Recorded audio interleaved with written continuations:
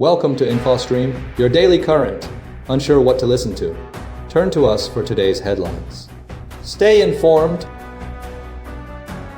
Israeli hostages situation worsens with the ongoing conflict. The humanitarian crisis in Gaza escalates following a PRCS worker's death. Hamas remains committed to disarmament and statehood. UK plans to evacuate Gazan children for medical care. Democrats express growing criticism of Netanyahu regarding Gaza. Russia targets Ukrainian infrastructure in retaliation. Ukraine investigates a major bribery scheme. US probes former Trump prosecutor Jack Smith. BLS Chief criticizes Trump's handling of jobs report data. Senator Booker addresses credibility concerns. Republican candidates strategize for the 2028 presidential race. VA reverses expanded abortion access for veterans. Trump's post-Halts Senate recess negotiations. Booker urges Democrats to resist Trump's influence. Texas redistricting plan faces legal challenges.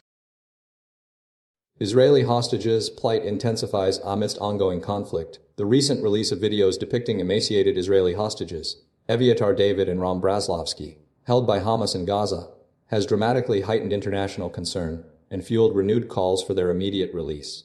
The videos, showcasing the hostages' dire conditions, including David's apparent attempt to dig his own grave, have sparked outrage in Israel and prompted strong condemnation from international figures. Prime Minister Benjamin Netanyahu has spoken with the families of both hostages, expressing profound shock and affirming ongoing efforts to secure their return, while simultaneously accusing Hamas of deliberately starving them. The situation is compounded by the ongoing conflict, with Israel facing accusations of weaponizing food aid into Gaza, despite denials. The humanitarian crisis within Gaza remains severe, with UN experts warning of a famine unfolding due to restricted aid access. The Gaza Civil Defense Agency reports that Israeli fire has resulted in the deaths of 9 Palestinians, waiting for food rations and 10 more fatalities, further illustrating the devastating impact of the conflict. International pressure is mounting, with the European Union demanding the unconditional release of all remaining hostages. Key figures, including EU Foreign Policy Chief Kaja Kallas, have labeled Hamas' actions as barbarity. Netanyahu has initiated a UN Security Council meeting to address the hostage issue. The conflict continues to escalate, with Israeli forces conducting airstrikes and ground operations, resulting in further casualties among Palestinian civilians. The Palestine Red Crescent Society reported an attack on its Khan Yunis headquarters, resulting in injuries to staff. Despite the ongoing violence, diplomatic efforts persist, with Qatar and Egypt mediating between Israel and Hamas. However, the release of the hostage videos underscores the urgency of the situation and the significant challenges facing any potential resolution. The fate of Eviatar David and Ram Braslovsky, along with the other 49 hostages still held, remains a central focus of international attention and a critical factor in the future trajectory of the conflict. The situation is further complicated by media restrictions in Gaza, hindering independent verification of casualty figure and events.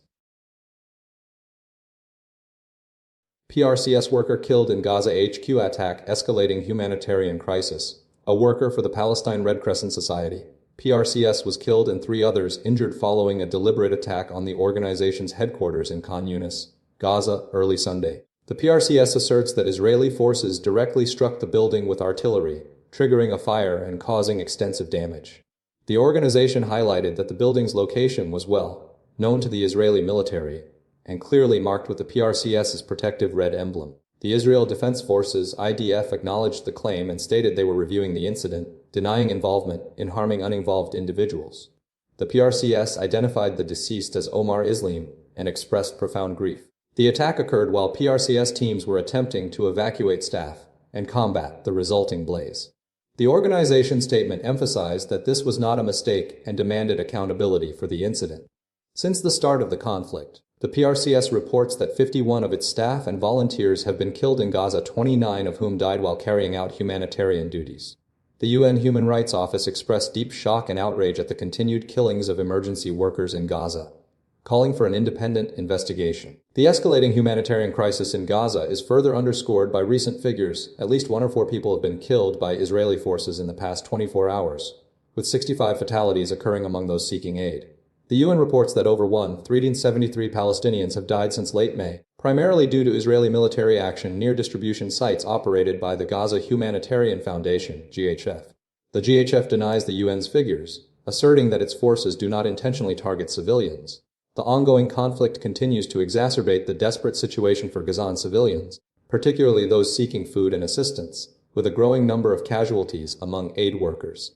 The UN's figures regarding deaths near GHF sites highlight a contentious point in the conflict and the difficulty of verifying information in the region. Hamas's unwavering stance on disarmament and statehood. Recent developments in negotiations surrounding a Gaza ceasefire reveal Hamas's continued refusal to disarm until a sovereign Palestinian state, with Jerusalem as its capital, is established. This stance directly contradicts Israel's key demand for disarmament as a precondition for any agreement. The refusal stems from statements attributed to U.S. Envoy Steve Witkoff, suggesting Hamas's willingness to lay down arms, a claim Hamas vehemently denies. These indirect talks, stalled last week, are being influenced by international recognition efforts, with several Western nations, including France and Canada, announcing plans to recognize a Palestinian state. The UK has similarly stated its intention to do so contingent upon Israel meeting specific conditions by September. The situation is further complicated by the deteriorating humanitarian crisis in Gaza, with UN agencies warning of man-made mass starvation and blaming Israel's control over aid deliveries. Israel maintains there are no restrictions on aid and denies accusations of intentional starvation. Simultaneously, Hamas remains committed to resistance and its weapons, prioritizing the establishment of an independent state. The urgency of the situation is underscored by threats from the IDF, with El Gen Al Zamir warning of continued fighting if a hostage release agreement isn't swiftly secured.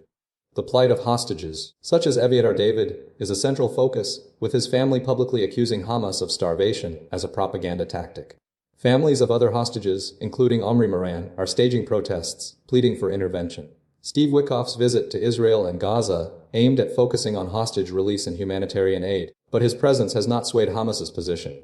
Concerns regarding civilian casualties near aid distribution sites are escalating, with the UN reporting at least 373 Palestinians killed since late May, primarily by Israeli military fire near GHF distribution sites. Israel accuses Hamas of instigating chaos and denies intentionally targeting civilians.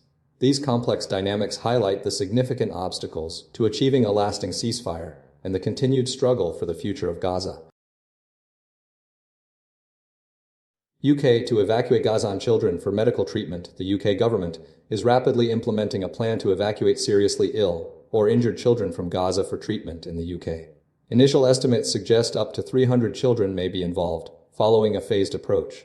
This initiative, accelerated after previous reluctance, aims to provide specialized medical care unavailable in Gaza. The government's response follows a July Foreign Affairs Committee report criticizing previous inaction. Prime Minister Sir Keir Starmer has publicly stated the UK is urgently accelerating efforts to rescue these children. Project Pure Hope, a British organization utilizing volunteer medical professionals, has already successfully evacuated 3 children. 15-year-old Maad al-Shagnobi, whose lower jaw was shattered by an Israeli tank shell, is receiving reconstructive surgery at Great Ormond Street Hospital. Similarly, Genna and Rama, aged 5 and 13 respectively, have been treated for life-long medical conditions, including laser surgery for Genna's eye pressure and exploratory surgery for Rama's bowel condition.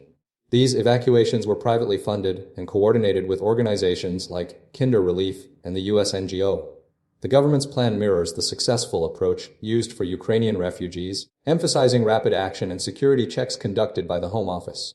Project Pure Hope believes its established blueprint can expedite the process.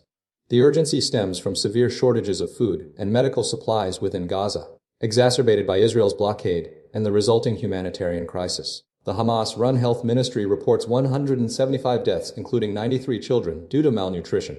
Despite Israel's denial of deliberately obstructing aid, the situation remains critical. The UK has provided funds for regional treatment and is collaborating with Jordan on airdrops. The government stated intention to recognize a Palestinian state in September, contingent on Israel's actions in Gaza, adds further geopolitical complexity. The evacuation plan represents a significant shift in UK policy, prioritizing the immediate medical needs of vulnerable children amidst the ongoing conflict. Democrats increasingly critical of Netanyahu amid Gaza crisis. A growing number of Democratic politicians are publicly distancing themselves from Prime Minister Benjamin Netanyahu's government amid the ongoing conflict in Gaza, driven by concerns over Israel's actions and a perceived shift in the party's stance. While fearing a decline in Jewish support for the Democratic Party, many are voicing strong criticism, highlighting the humanitarian crisis in Gaza and Netanyahu's leadership. The failed Senate resolution to block arms sales to Israel last week signaled a significant increase in Democratic opposition. Simultaneously, a letter advocating for a Palestinian state is gaining traction in the House, further demonstrating this shift. Many Democratic leaders feel bullied by the Israeli government and American Israel Public Affairs Committee, AIPAC, leading to revulsion over the suffering in Gaza. Senator Brian Schatz is a prominent voice, arguing that the conflation of opposing the Israeli government with opposing Israel's right to exist is ridiculous and a deliberate distraction. He believes Netanyahu is making Israel and Israelis unsafe, and that more Democrats are recognizing this. Miki Sherrill, a New Jersey Democrat seeking the governor's office, has sensed a clear shift in voter sentiment, citing concerns about the October 7th attacks, the need to release hostages, and Netanyahu's poor performance. The bipartisan photo op with Netanyahu last July, featuring Senator Cory Booker, was mocked on social media, and Booker acknowledged the bad angle, but affirmed his critical stance. Many Jewish and pro-Israel groups believe the most practical approach is to wait out the political fallout. Despite this growing opposition, some Democrats, including Pennsylvania Senator John Fetterman and Haley Soifer, CEO of the Jewish Democratic Council of America, remain steadfast in their support for Israel, reflecting the continued presence of pro-Israel sentiment within the party. The shift is fueled by concerns about the humanitarian crisis in Gaza, the release of hostages, and Netanyahu's leadership. Voter sentiment is changing, with some Democrats expressing dissatisfaction with the Biden administration's approach and a growing awareness of the suffering in Gaza. Several Democrats are running for office, highlighting the complex and evolving dynamics within the party. The division is further complicated by the uncommitted movement and protests against Biden, adding another layer of tension. Multiple attacks target Russian infrastructure as Ukraine retaliates. Recent escalating attacks targeting Russian infrastructure have been attributed to Ukrainian operations, primarily utilizing drones, in a sustained retaliatory effort. A significant fire erupted at a Sochi oil depot following a reported Ukrainian drone attack, prompting a temporary airport closure and a firefighting response. Simultaneously, a devastating explosion occurred at an oil facility in Novokubishevsk, also linked to Ukrainian drone strikes targeting Russian military infrastructure. These incidents underscore the ongoing intensity of the conflict. The governor of Russia's Samara region confirmed that an enemy drone impacted an industrial area within Novokubishevsk, highlighting the direct threat posed by these attacks. These strikes are part of a broader Ukrainian strategy to disrupt Russia's energy sector, mirroring Ukraine's previous targeting of Russian energy grids. In the southern city of Kherson, the Kyiv-Ostrisky Bridge sustained further damage from Russian strikes, leading to a call for a partial evacuation due to the continued threat. This bridge, vital for the Korabel Island district, has been repeatedly targeted, compounding the challenges for residents.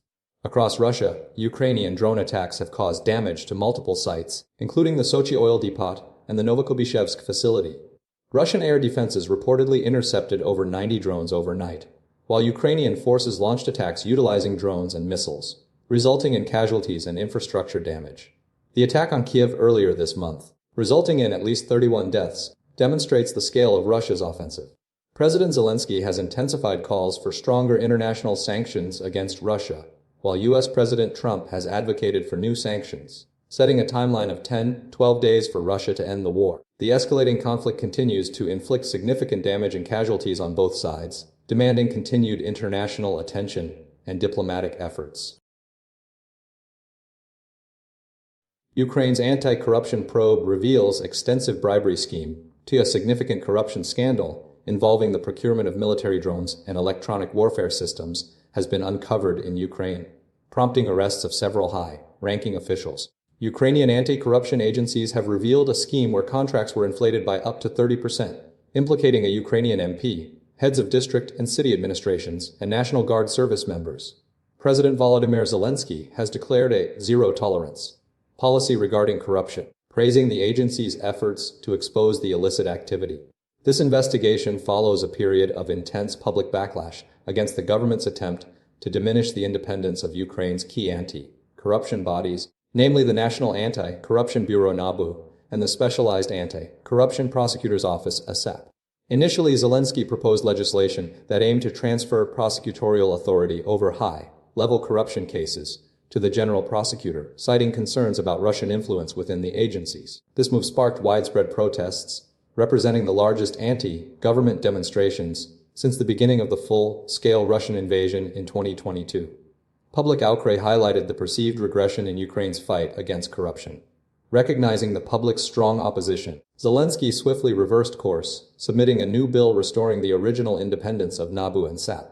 This legislation was swiftly approved by Parliament just 9 days after the initial bill's passage. Kirilo Budanov, the head of the Ukrainian Defense Ministry's main intelligence directorate, CAR, expressed his gratitude to Zelensky for heeding the public's concerns and preventing what he termed a mistake. European Union allies had previously voiced their anxieties regarding the original bill's implications, further reinforcing the importance of maintaining robust anti-corruption institutions within Ukraine. The swift response underscores the government's commitment to addressing corruption and maintaining international support. U.S. Watchdog agency launches probe into former Trump prosecutor Jack Smith. The Office of Special Counsel, OSC, is investigating former Special Counsel Jack Smith, following his resignation in January and subsequent dropping of criminal cases related to the handling of classified documents and alleged attempts to subvert the 2020 election. This investigation centers on potential violations of the Hatch Act, a law restricting political activities by government workers. The OSC's actions are fueled by retribution efforts from Donald Trump and his allies seeking to target those involved in investigations against him. The OSC, an independent agency created by Congress, is currently headed by a Trump appointee in an acting capacity, replacing a Biden appointee who was removed by Trump. The agency's primary functions include handling allegations of whistleblower retaliation and Hatch Act investigations. Senator Tom Cotton recently asserted that Smith used his DOJ role to influence the 2024 election, pointing to Smith's filings within 60 days of Election Day, potentially violating a separate Justice Department rule.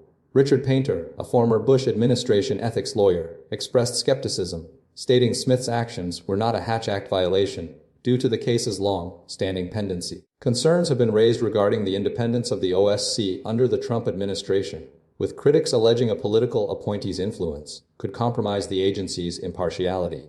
The recent removal of a Biden appointee by Trump and the appointment of a Trump-aligned interim head, Jamieson Greer, have further fueled these anxieties. Historically, the OSC has been a nonpartisan agency, but insiders and independent watchdogs now express alarm, describing it as captured by loyalists from the very administration it's supposed to police. The investigation into Smith represents a significant development, highlighting ongoing legal and political battles surrounding the Trump investigations and raising questions about the integrity of oversight agencies. The OSC's actions underscore the complexities of navigating legal challenges within a politically charged environment. Former BLS chief criticizes Trump's dismissal of jobs report Analyst. A significant controversy erupted following the abrupt termination of Michelle Mitchell, the deputy chief economist at the Bureau of Labor Statistics, BLS, by former President Donald Trump. CNN reported on this action, highlighting the profound concerns raised by former BLS Director Robert Given, who served under both Republican and Democratic administrations. Given strongly condemned the move, asserting that it fundamentally undermines the credibility of the agency, and by extension, the nation's economic data. The dismissal, occurring shortly after Mitchell authored a memo questioning the revisions made to the jobs report released in June 2023, triggered immediate criticism. The memo raised concerns about the methodology used to calculate unemployment figures, specifically regarding the treatment of discouraged workers. Mitchell's concerns centered on whether the revisions were politically motivated, designed to present a more favorable economic picture, leading up to the 2024 presidential election. Given argued that the dismissal was a blatant attempt to politicize the BLS, a crucial independent agency responsible for providing objective economic statistics. He emphasized the importance of maintaining the BLS's independence to ensure the accuracy and trustworthiness of its data. The action, he stated, sets a dangerous precedent, suggesting that political considerations could override professional judgment within a vital government institution. The CNN report detailed how the White House had reportedly pressured Trump to remove Mitchell, driven by a desire to control the narrative surrounding the economy. The controversy underscores the ongoing debate about the potential for political interference in statistical agencies and the critical need for maintaining public trust in economic data. The repercussions of this dismissal are likely to be felt for years, impacting the BLS's reputation and potentially influencing future economic policy decisions. Senator Cory Booker's response to credibility concerns. In a recent interview with CNN, Senator Cory Booker directly addressed criticisms levied against the Democratic Party's credibility, specifically in response to a viral advertisement. The advertisement, which has become a focal point of public debate, was designed to highlight perceived shortcomings in the Biden administration's handling of inflation and the economy. The advertisement's slow loading and technical issues, reported by CNN, were a significant initial distraction, but the core of the discussion revolved around the content itself. Booker's response was a forceful defense of the administration's policies and a broader critique of the Republican Party's messaging. He argued that the advertisement was a deliberate attempt to mislead voters and exploit economic anxieties. He asserted that the Democratic Party has been transparent in its efforts to combat inflation through investments in infrastructure and clean energy, policies he believes are ultimately beneficial for the long-term economic health of the nation. Furthermore, Booker accused Republican strategists of employing divisive rhetoric and misinformation to undermine public confidence in the government.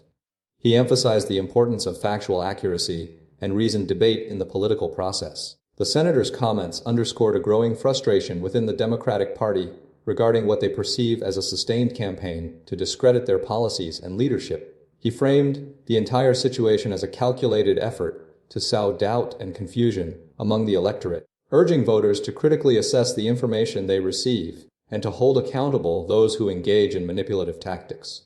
The interview highlights a significant battle for narrative control within American politics, with both parties vying to shape public perception of the economy and the effectiveness of their respective approaches.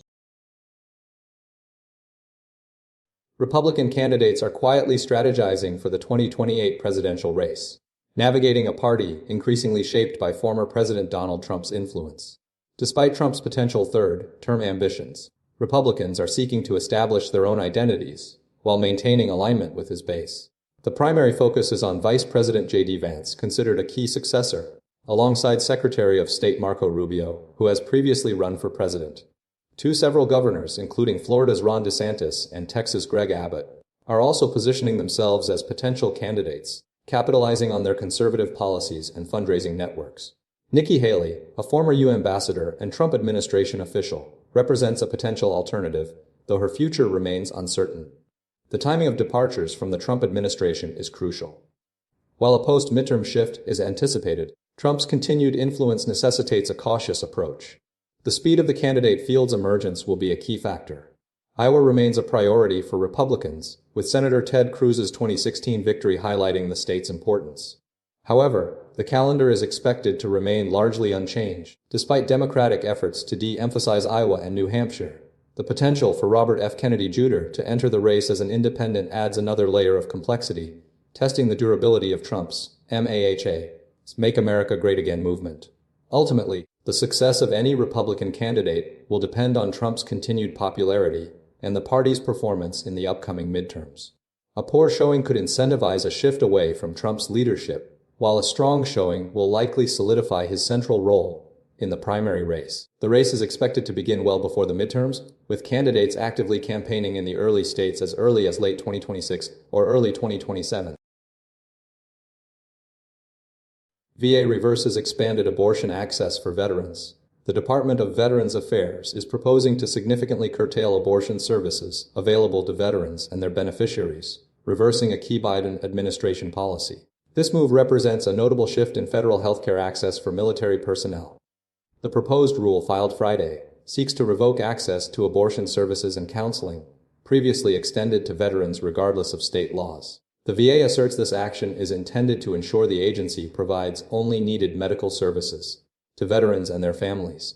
Previously, the Biden administration broadened access to abortion under the CHMC program, allowing for procedures when a veteran's life or health was at risk due to carrying a pregnancy to term, or in cases of rape or incest. This expanded access stemmed directly from the Supreme Court's decision in Dobbs v. Jackson Women's Health Organization, which overturned Roe v. Wade.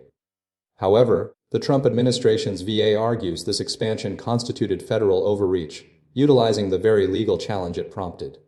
The VA contends that the previous policy created a purported federal entitlement to abortion for veterans, disregarding state laws. 20 states have enacted bans or restrictions on abortion, leading to concerning trends like elevated maternal and infant mortality rates, alongside increased economic insecurity. The proposed rule reverts to a previous standard where abortions are permitted only when a physician certifies the mother's life is endangered.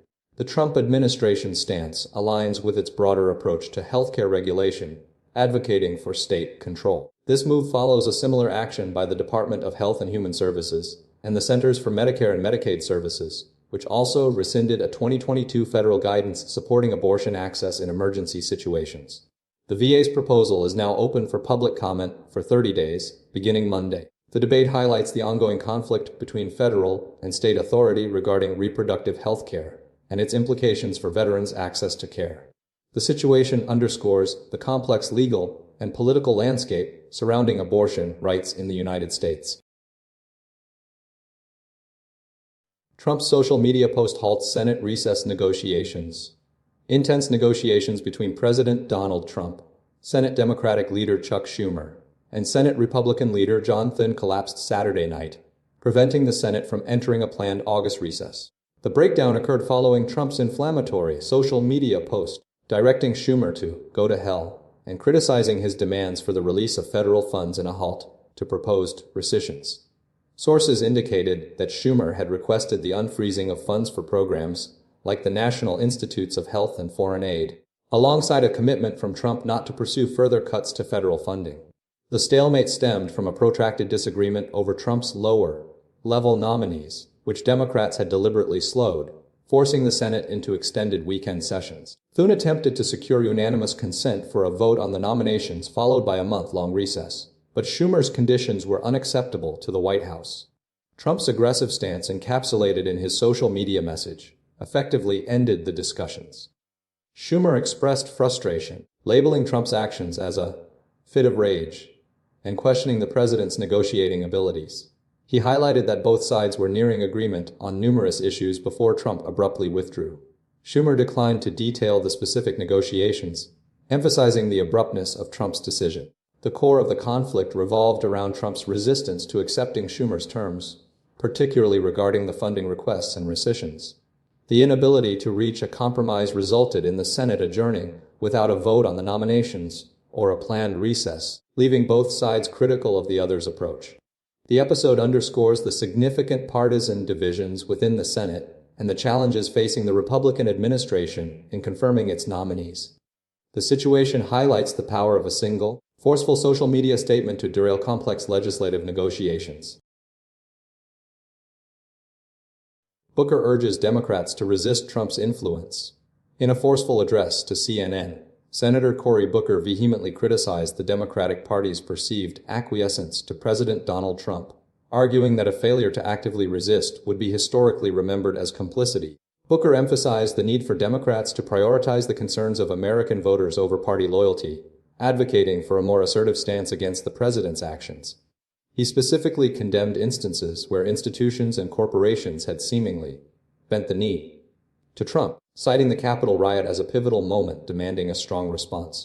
The senator's comments followed a heated debate on the Senate floor involving Democratic Senators Catherine Cortez Masto and Amy Klobuchar regarding bipartisan police benefits legislation. Booker accused jurisdictions in blue states of struggling to access benefits due to resistance against the Trump administration's immigration agenda, further fueling his criticism of the party's perceived weakness. He demanded a clear line be drawn against what he characterized as authoritarianism. Booker underscored the urgency of combating what he viewed as Trump's attempts to undermine the government and steal the 2020 election. He stressed the importance of winning the upcoming midterm elections and preventing further abuses of power. He proposed a strategic approach to redistricting, particularly in light of Republican-led efforts in Texas to gain additional House seats. The senator acknowledged growing frustration within the Democratic base, referencing the success of progressive candidate Zohran Mamdani in the New York City mayoral race. Booker declined to directly endorse Mamdani, opting instead to focus on his own political priorities, stating, "New York City, I love you. You guys figure out your elections." Booker's call to action reflects a growing concern within the Democratic Party regarding its response to Trump's policies and a determination to actively challenge his influence. The core message is a demand for decisive action to defend democratic norms and protect the integrity of the electoral process. Texas redistricting plan advances, sparking legal and political battles. A Texas House panel overwhelmingly approved a new congressional map designed to benefit the Republican Party, a strategy heavily influenced by former President Donald Trump's goals for the 2026 midterm elections. The map's primary objective is to shift 5 Democratic congressional districts to become more favorable to Republicans, a move Republicans argue is necessary due to concerns about the current map's constitutionality and accusations of racial gerrymandering. Democrats, however, contend the map will suppress minority voting populations. The vote, conducted along party lines, sets the stage for a full House vote. Texas Democratic Party Chair Kendall Scudder announced the party's intention to file a lawsuit if the map is enacted, characterizing it as a Trump power grab. Scudder called for a nationwide response, urging blue states to implement similar strategies to counter what she described as authoritarian tendencies within Republican lawmakers. Several states, including California, are exploring similar redistricting tactics, leading to what one U.S. House Democrat termed a redistricting arms race. House Minority Leader Hakeem Jeffries and his team are investigating plans in California, New York, New Jersey, Minnesota, and Washington state, aiming to flip at least a handful of Republican seats. Democrats require a net gain of only 3 seats to secure control of the House. The proposed map significantly benefits Trump, creating 30 districts where he would have won in 2024, up from 27 under the existing lines. The map also eliminates Rep. Greg Casar's Austin area seat, likely forcing a primary battle between Casar and Rep. Lloyd Doggett. Doggett, with $6.2 million in campaign funds, is expected to challenge the map, potentially leading to a competitive primary. Rep. Al Green's district is also altered, and Democrats anticipate he will contend for the newly created seat alongside other Democratic candidates. Furthermore, the map makes 2 southern Texas seats held by Henry Cuellar and Vicente Gonzalez more Republican, leaning, though these seats are still considered potentially viable for the 2 centrist Democrats. Trump has not yet commented on the map. The situation is expected to remain contentious as legal challenges and primary battles unfold. That's all for now. Subscribe to InfoStream for your next update.